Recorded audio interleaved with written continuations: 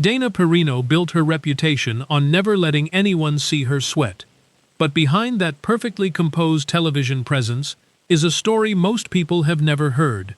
One that involves sacrifice, unexpected loss, and a kind of quiet strength that doesn't make headlines. She wasn't born into Washington power or media fame. She grew up in Colorado, the daughter of a father who believed dinner conversations should be about real things: politics, current events, ideas worth defending.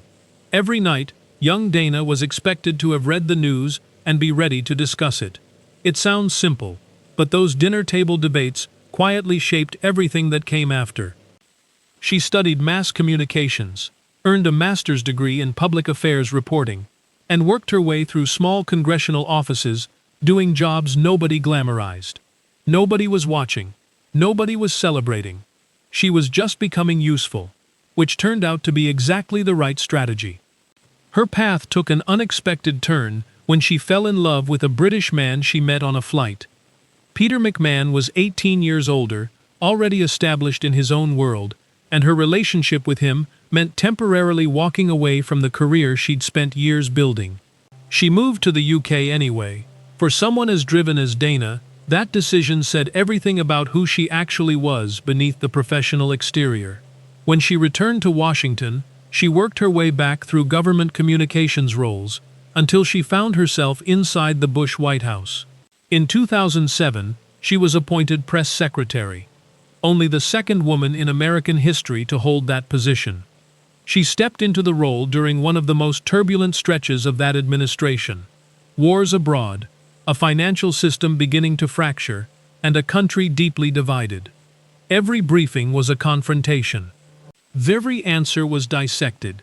She showed up anyway, prepared and steady, day after day.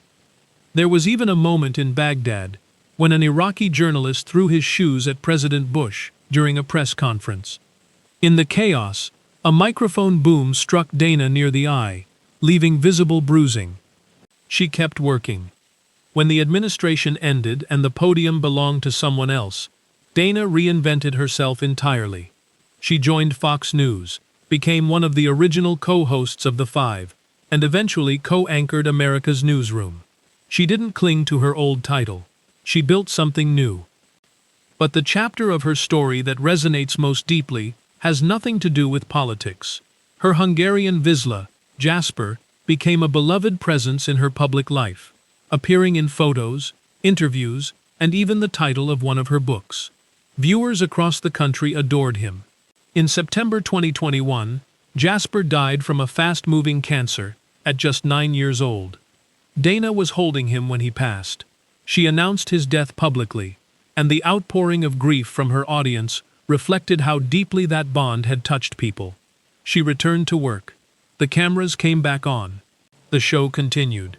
But anyone paying attention knew something had shifted. That's the real story of Dana Perino at 54. Not a scandal, not a collapse, just a life that has accumulated. Victories and losses layered together, carried quietly beneath a calm that took decades to build.